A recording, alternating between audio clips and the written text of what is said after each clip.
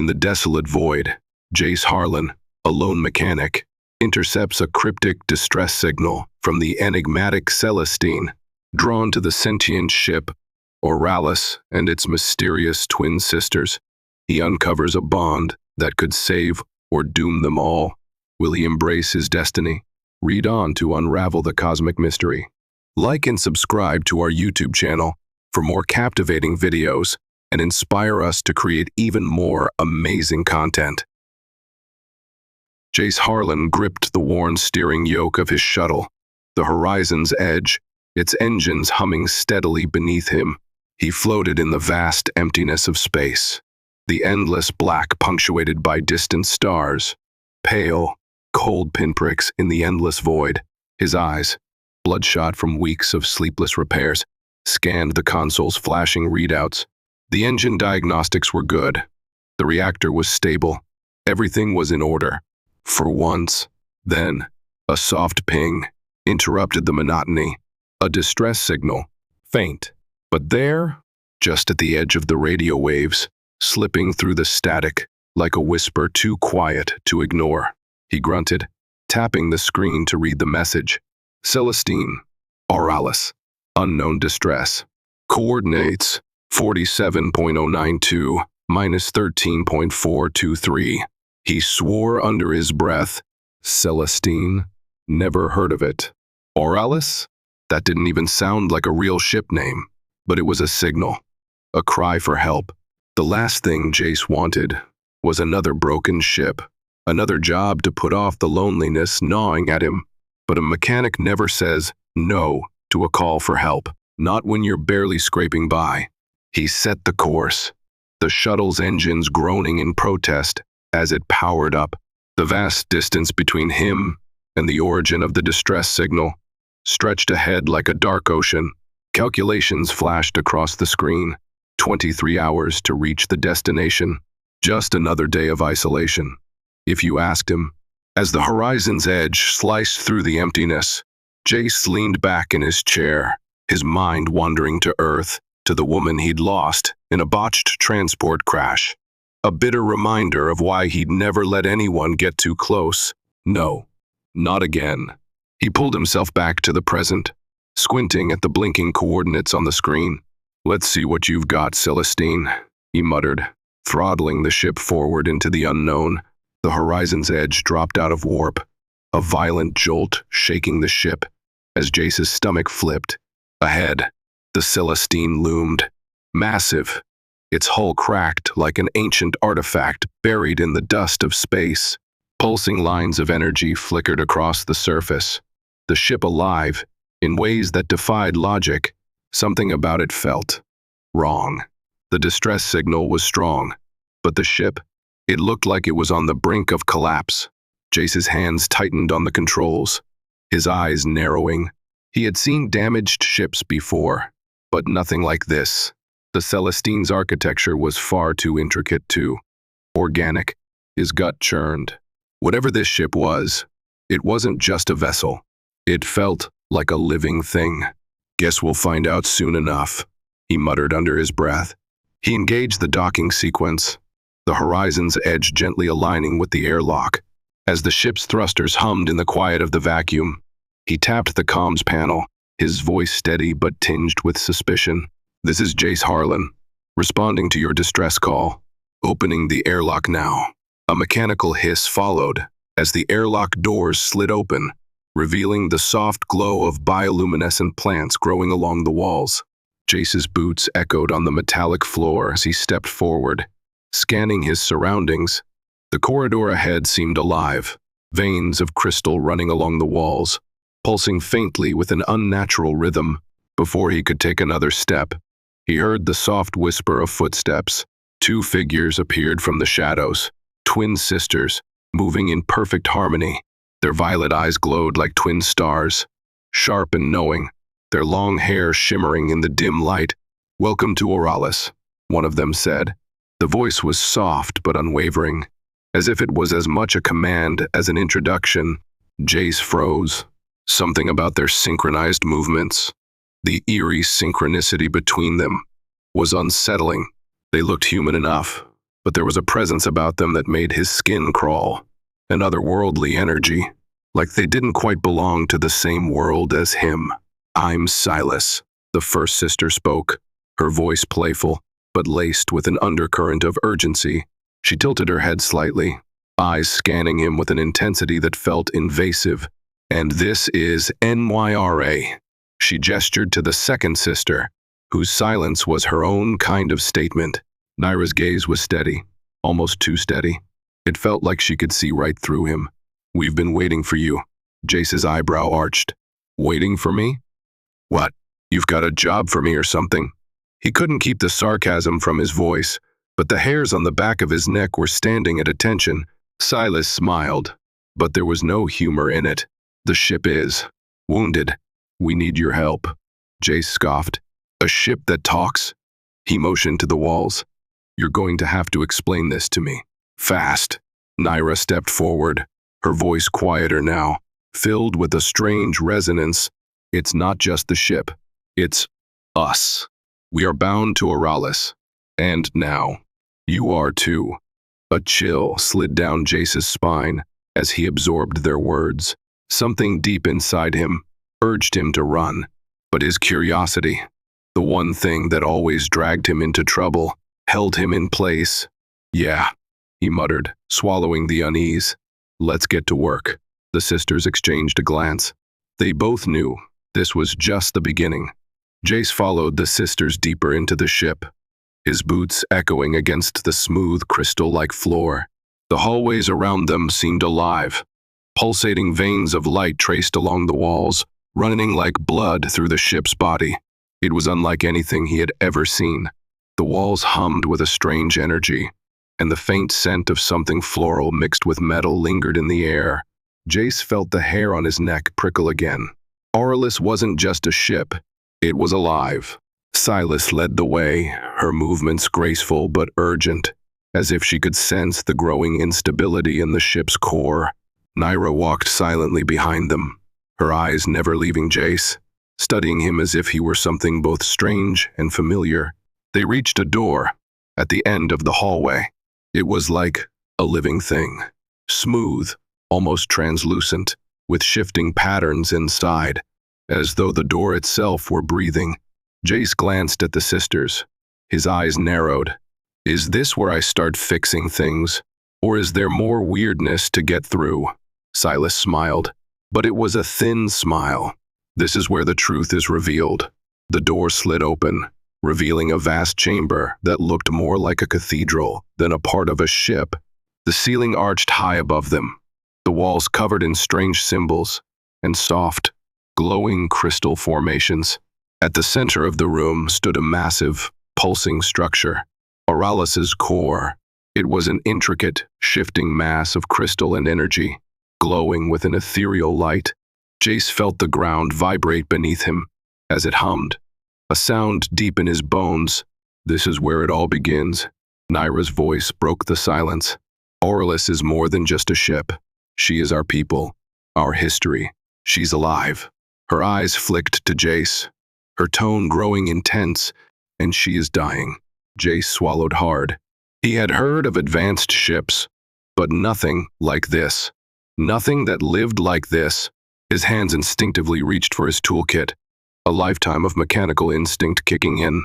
But Sylis stopped him, with a soft, steadying hand on his arm. "Wait," she said, her voice softer now, as if this moment held more weight than he could understand. "You can't just fix it. You need to understand her." Jace's brow furrowed. "Fix who?" "Auralis," Sylis whispered. "She is the ship, but she is also a being. She feels." A pulse of energy surged from the core, and Jace staggered back, his breath catching in his chest. It felt like something was pushing against him, not physically, but emotionally. Like the ship, no. Like Auralis herself was reaching for him. His mind buzzed with a sudden wave of fragmented images, faint echoes of laughter, faces, alien faces, golden skin and dark eyes, a whole civilization, thriving once, now lost. The sound of music, like a lullaby, floating through the air. What the hell was that? Jace gasped, steadying himself against the wall. It's Auralis's memory, Nyra said softly. She remembers everything. The people who built her, the ones who loved her. Jace blinked, feeling dizzy. He wanted to laugh it off, to make a sarcastic remark, but the intensity in the room, no, the ship, was too much. He could feel it now, the pulse of life within Auralis. It wasn't just a ship, it was a companion. But why had it called for him? Before he could process more, a sudden flare of energy shot from the core, lighting up the room like a starburst. The temperature dropped sharply, and Jace's breath came out in a sharp cloud. Sylis and Nyra moved quickly, their motions synchronized. As they reached toward the core, their hands glowing faintly. She's waking up, Sylis murmured, fear creeping into her voice. You need to fix it, now, before Auralis fades completely. Jace was about to ask how, but before he could, the ground beneath them trembled, the walls groaned, and the glowing crystals flickered violently, as though they were losing their grip on reality. The core was destabilizing faster than he could think.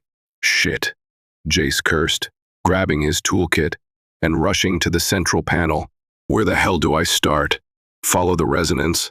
Nyra's voice was strained, her hand clutching Sylis's arm. It's in the ship's pulse. Trust her. Jace's fingers hovered over the console. He was used to fixing things. But this wasn't just wires and bolts. This was a living creature, begging him to save it. He hesitated for a moment, then pressed his fingers against the controls, feeling the hum of the ship as it reacted to his touch. Slowly, tentatively, he began to work.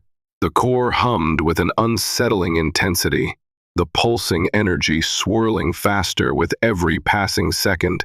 Jace's fingers flew over the control panel, a blur of calculated movements, as he fought to stabilize Auralis's dying heartbeat. The ship vibrated beneath him, the walls trembling, as if in pain. The floor shifted underfoot, the room's crystalline structures warping slightly, as though the ship was struggling to maintain its form. Jace could feel it now. The ship was alive, in a way that defied all logic. Come on, damn it, Jace muttered, wiping sweat from his forehead as he adjusted a series of circuits. His hands were slick, but his mind was razor-focused. Despite the overwhelming sensation of being out of his depth, he pushed forward, unwilling to back down. His hands shook not just from the weight of the task at hand, but from the eerie awareness that the fate of the sisters and this ship now rested on his shoulders. Sylis and Nyra stood at his side, their faces pale and tense. Sylis's hand was gripping the edge of a nearby panel, her knuckles white. Nyra stood closer to the core, her eyes closed, her lips moving silently as if speaking to the ship itself. Jace stole a glance at them, feeling an unspoken connection between the three of them, a growing understanding that this was no ordinary repair job. Auralis was more than just a machine. She was their bond, their history, their shared suffering. The sudden surge of energy from the core nearly sent Jace flying across the room. He barely caught himself on the edge of the console, cursing as his heart raced. The room darkened for a moment, the pulsating glow of the core turning into a wild strobe of light. Auralis, Nyra whispered urgently, stepping forward. She's showing us something. The memories are too strong. They're breaking through. Jace straightened, his body stiff with uncertainty. What do you mean? This is insane. What's happening to her? Sylis's voice cut through the chaos. She's waking up. In a sense, these are her memories. They've been locked away for so long, and now she's letting them out. They're too powerful, too emotional. The walls around them seemed to distort. Jace could feel the weight of the ship's grief pressing down on him, suffocating. It wasn't just the pulse of energy or the flashing lights. It was the overwhelming sensation of loss. Loss that wasn't just a memory, but something living, tangible. It was like stepping into a dream that wasn't his own, but which was somehow still inside him. The chamber began to shift, the air around them thickening with a strange pressure. Images flickered in the air, projections from the ship's memory. Faces, a golden-skinned people with dark eyes, smiling in fields of blue grass under twin suns, a civilization on the edge of greatness. Its heart filled with music and light. The sky shimmered with colors Jace had never seen. And in the background, the great ship, Auralis, stood as their protector, their mother. It was alive with purpose, full of love, full of hope. The image shifted again, the colors fading into a deep crimson. There was a crash, a burning city, shattered starships falling from the sky. The faces of the people blurred, their smiles now twisted in terror. No. Nyra's voice broke the silence, her eyes wide with fear. This is no. Jace felt his stomach twist as he saw the devastation unfold. His heart pounded in his chest as the vision intensified, the destruction of an entire civilization playing out before him. He couldn't look away, but he couldn't breathe either. Sylis stepped forward, her voice trembling as she spoke to the ship. We didn't want you to remember. We thought if we could silence the past, it would never hurt us again. But the memories kept coming, the ship's heart wrenched with each new image. Auralis had been the last to survive, her systems built to protect, her core designed to hold the essence of her people. But now, it was a monument to their loss, their fading existence. Jace stepped closer, feeling the weight of the ship's sorrow pressing into him. The ship was mourning, and with each passing moment, it was dragging him deeper into its grief. Why? Jace whispered, his voice lost in the turmoil. Why me? What am I supposed to do with this? As if in response, Auralis's pulse began to slow, the lights dimming and then brightening again. Nyra's eyes locked with his, her gaze desperate. She needs you, she said softly, her voice barely audible over the hum of the ship. We need you. Jace didn't know if he was ready to face whatever this was, but one thing was clear. Auralis wasn't just a ship anymore. It was their history, their life, and somehow they had all become part of it. The low hum of Auralis's core reverberated through the floor, its pulse now steadier, but still erratic, an unstable heartbeat echoing through Jace's bones. He wiped the sweat from his brow, his nerves frayed from the intensity of the earlier images.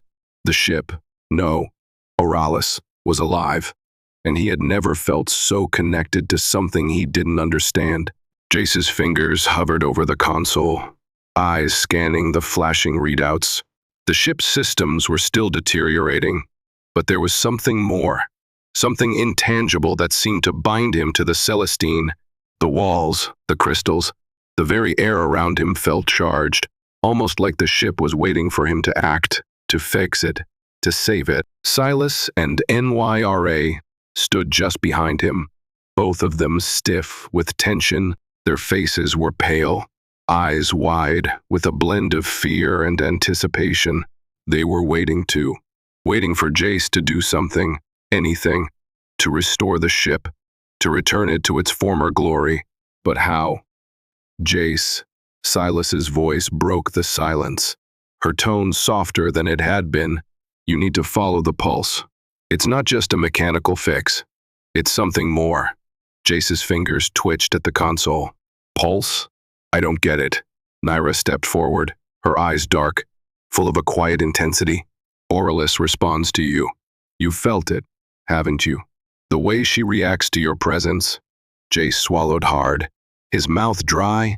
He had felt it, felt the ship reacting to his touch, to his every move, but he had written it off as a side effect of his mechanical expertise. Nothing more. Now, though, it seemed impossible to ignore. I'm not some damn psychic, Jace muttered, but even as he spoke, he couldn't shake the undeniable pull. The ship's energy felt alive inside him, thrumming in his chest like a second heartbeat. Sylis reached out, placing her hand on his arm. Her touch was light, but it sent a shock through him. You don't have to understand it. Just follow the resonance. Before Jace could respond, the ship trembled, the lights flickered violently, and a sudden surge of power coursed through the walls. making the ship groan like a wounded animal. The console in front of Jace flashed red, an urgent warning blaring through the speakers. Core instability, 12 minutes until collapse. Shit, Jace swore under his breath. His heart raced as he snapped into action. His mind switched to problem-solving mode. He wasn't going to let this ship fall apart. He wasn't going to fail these sisters. Without thinking, he pressed his hands against the console.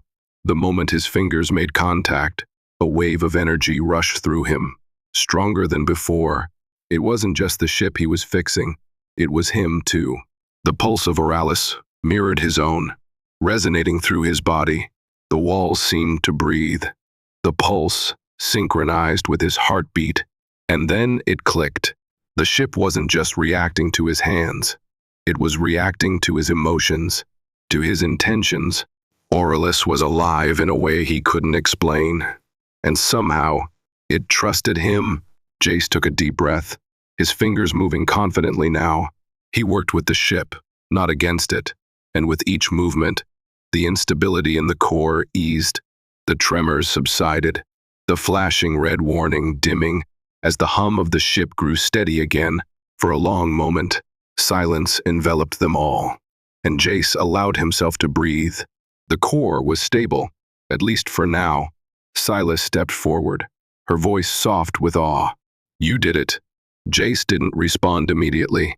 His head was spinning, not from the mechanics, but from the overwhelming connection to the ship, to these sisters, to something beyond him. A part of him still wanted to run, but a deeper part, one he hadn't acknowledged until now, was calling him to stay. He turned slowly, locking eyes with Nyra. "I did it, but I don't know if I can fix everything." Nyra's gaze softened. "No one expects you to fix everything. Just stay with us." Jace's heart hammered in his chest. The pull between them, undeniable. The resonance, the pulse, wasn't just Auralis's, it was theirs too. And for the first time, Jace wasn't sure he wanted to leave. The moment Jace pulled his hands away from the console, he felt it, a sudden, visceral shift. The hum of Auralis's core had returned to a steady pulse, the ship no longer trembling with instability. But before he could take a breath of relief, the lights overhead flickered once more, followed by a sharp, shrill alarm blaring through the room. Warning, core systems failing. Catastrophic damage, imminent. "Damn it," Jace muttered, slamming his fist on the console. The red warning lights illuminated the chamber, casting harsh shadows across the walls. The walls themselves seemed to shudder, as though they were losing control. Sylis and Nyra shot him desperate looks, their faces pale, eyes wide with the growing sense of panic in the air. Nyra's voice was urgent, her words nearly drowned out by the roar of the emergency alarms. Auralis's core is reacting to the damage. She can't hold on much longer. Jace's mind raced, heart pounding. The stability he'd just managed to restore was slipping through his fingers like sand. He gritted his teeth, his pulse hammering in his ears. "I know that." His hands flew over the console again, but the system wasn't responding the way it had before. The readings flashed erratically, some systems showing as repaired, others completely fried. He had moments, maybe less than 10 minutes, before the core destabilized completely. It wasn't just the ship that would fall apart. It was them, the sisters, this strange, living ship. Everything. He had to stop it now. "What do I do?" Jace muttered to himself, his fingers frantic as he punched in a new sequence. The walls groaned louder, and he swore under his breath. There was no time to second guess. He turned to Sylis. "Tell me how to fix it. I need to know what the hell this core is doing." Sylis's face was tight with anxiety, but she quickly stepped forward, pointing to a series of fluctuating symbols on the screen. "You need to balance the resonance. Auralis's core is tied to us, and to you now. You've already helped stabilize it once, but it needs something stronger, something to counter the ship's destabilizing energy." The words barely registered in Jace's mind as his hands darted across the panel. He understood what she was asking: to tune the ship, to synchronize himself completely with it, but it felt insane. The energy that surged through him when he'd last connected to Auralis was unlike anything he'd ever experienced. Now, he was supposed to do it again, to make the ship alive again, but there was no other choice. He gritted his teeth and pressed his palm to the console, bracing himself. His breath came in short, sharp bursts as he closed his eyes, focusing on the pulse he had felt earlier. It was still there, a hum beneath his skin. He reached for it, trying to match the frequency of the ship, syncing himself with the heartbeat of Auralis. The air around him shifted. The room grew colder. The pulsing of the walls accelerated, the ship responding to him. "I don't have much time, Jace." Nyra's voice cut through the rising tension, sharp with fear. "You have to focus. If you don't balance the resonance, we're lost." Jace's vision blurred, the vibrations in the walls intensifying. As he concentrated harder, his own heartbeat echoed in his ears, speeding up with each passing second.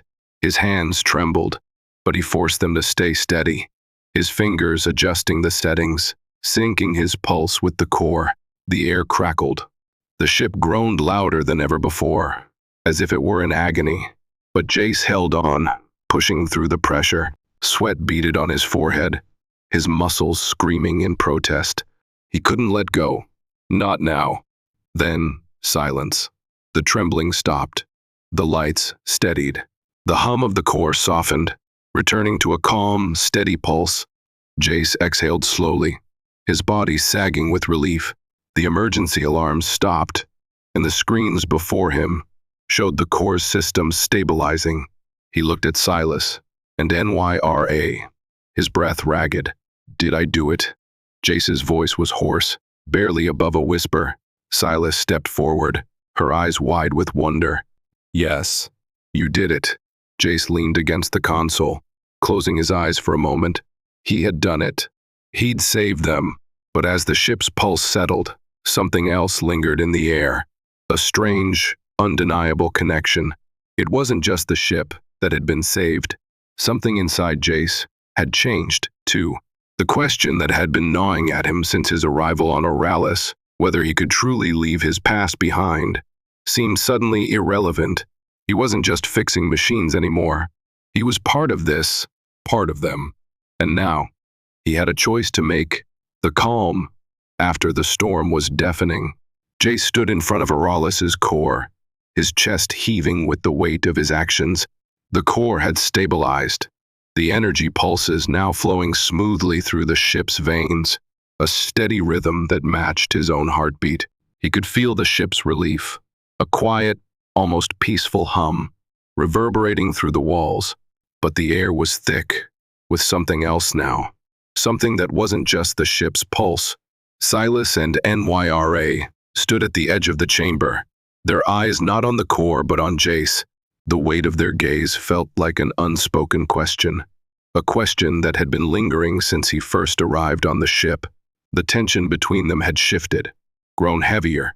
They were no longer just the keepers of Auralis. They were something more, something personal. Jace glanced at them, but he couldn't read their expressions. They were silent, watching him, their faces pale but expectant. "You did it," Sylis said quietly, her voice thick with emotion. "You saved her." Jace didn't answer immediately. The relief of fixing the ship wasn't enough to erase the confusion, the heaviness that settled in his chest. He had done what he came here to do, fix the damn ship. But now, in the aftermath, something felt off. He was off. He glanced at Nyra, her eyes dark with something he couldn't name. The subtle tremor in her hand betrayed the calmness of her voice when she spoke. "But it's not just the ship that's healed, is it?" Jace froze, a cold shiver running down his spine. Her words hit him harder than he expected. He had felt it, the way the ship resonated with him, the way it pulled at him, urging him to stay. But he had been too focused on the mechanics, the task at hand, to acknowledge the other pull, the one that tethered him to them, to her. "Jace," Nyra continued, her voice softer now, but still desperate. "You don't understand. Auralis is part of us, part of you now. We're bound to her. And we. Her voice broke. The vulnerability in her eyes laid bare. We can't lose you. Jace's chest tightened. He could feel it now. Their desperation, their need. But it wasn't just Auralis that had him tethered. It was something deeper, something personal, that had nothing to do with ship repairs or engines.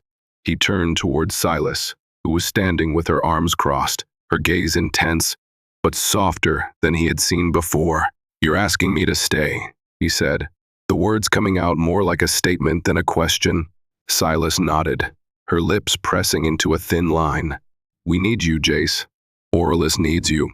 And..." She paused, her voice dropping to a whisper. "I need you." The silence in the room was suffocating. Jace's mind raced, his heart pounding in his chest. He had never been good at staying, never good at being needed.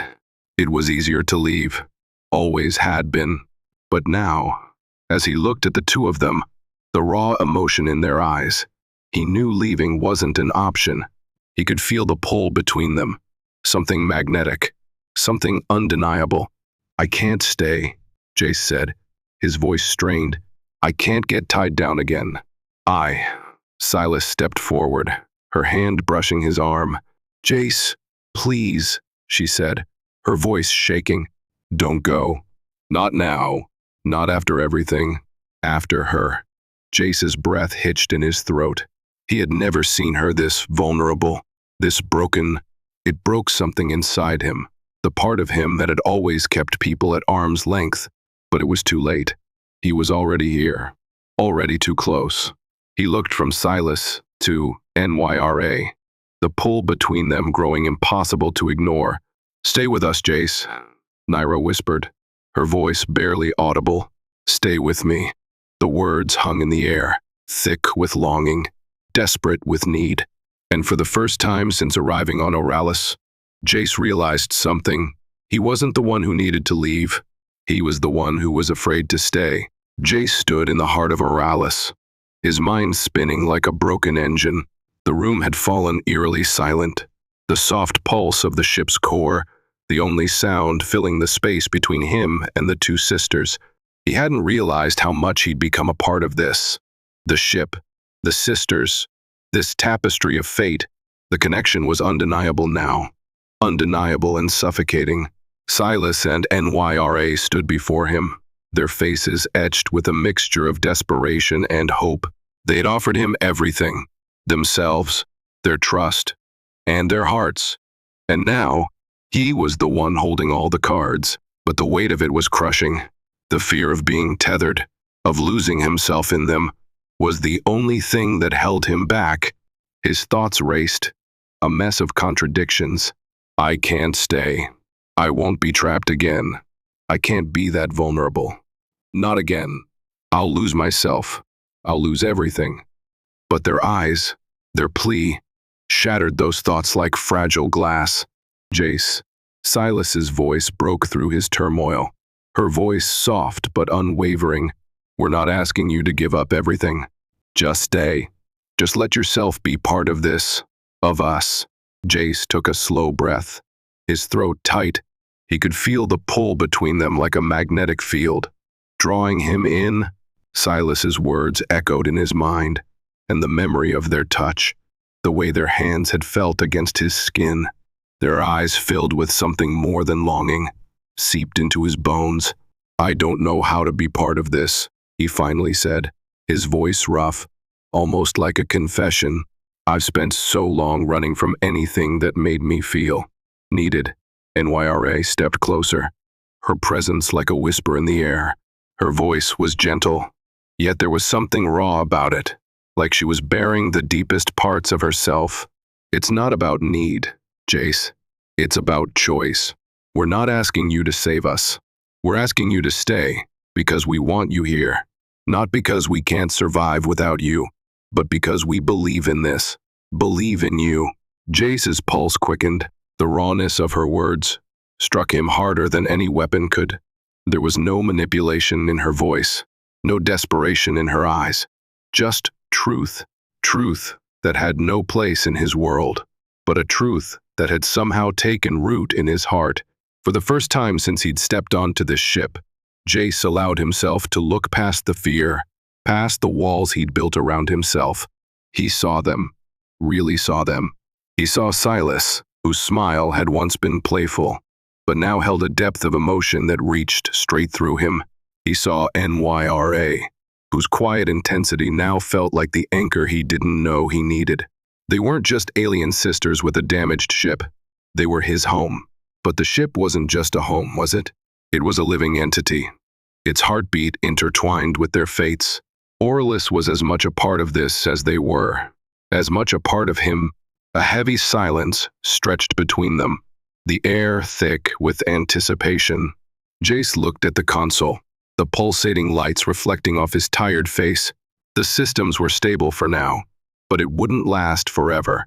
Auralis was still fragile, and so were the bonds he had with the sisters. He knew that. Jace ran a hand through his hair, exhaling slowly. I'm not perfect. I don't have all the answers. And I've spent so long telling myself, I don't need anyone, don't need anything. But he paused, his throat tightening with a mix of fear and something else, something that felt dangerously close to hope. But I don't want to leave. The words were barely a whisper, but they felt like a confession. He looked from Sylis to Nyra, his chest heavy with the weight of his own emotions. I don't want to walk away from this, from you. Sylis's eyes softened, and Nyra stepped closer, her hand reaching out to gently brush his arm. The contact was like a jolt of electricity, and Jace felt himself responding to it in ways he hadn't anticipated. His heart pounded in his chest as he met their eyes, both of them now staring at him like he was the center of their universe. And maybe he was. You don't have to walk away, Sylis said, her voice barely above a whisper. You've already found a place here, Jace. We've been waiting for you. We need you. But it's not because we can't survive without you. It's because you belong here. We belong here. Together. Jace closed his eyes for a moment, trying to calm the storm inside him. He had spent so much of his life running from things that could hurt him, from anything that could tie him down. But now, as he stood here with the sisters, with Auralis, he realized something. He had been running from himself, from his own need to connect, to belong. Finally, he opened his eyes and nodded, a small, bittersweet smile tugging at the corner of his lips. All right, I'll stay. Sylis stepped forward, her arms wrapping around him in a gentle embrace. Nyra joined her, the two of them enveloping him in warmth. The weight of their touch felt like a promise he didn't fully understand yet, but one that he was willing to explore. For the first time in a long time, Jace didn't feel the need to run. And maybe, just maybe, he had found his home. The soft hum of Auralis's core was a constant presence now, a heartbeat that resonated not only through the ship's walls but deep inside Jace. He had stayed.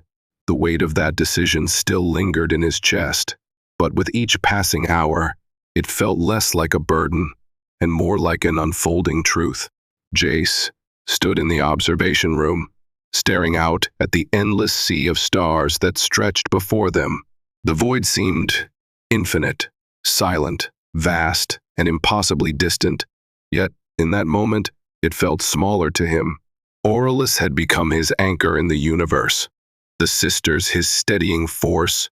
The galaxy no longer felt like an empty expanse. With them, he felt tethered, connected to something greater. The ship had settled into a new rhythm, its pulse synchronized with the human one that had helped save it. Jace now worked alongside Sylis and Nyra, not as a mechanic fixing a broken vessel, but as a partner in their shared journey.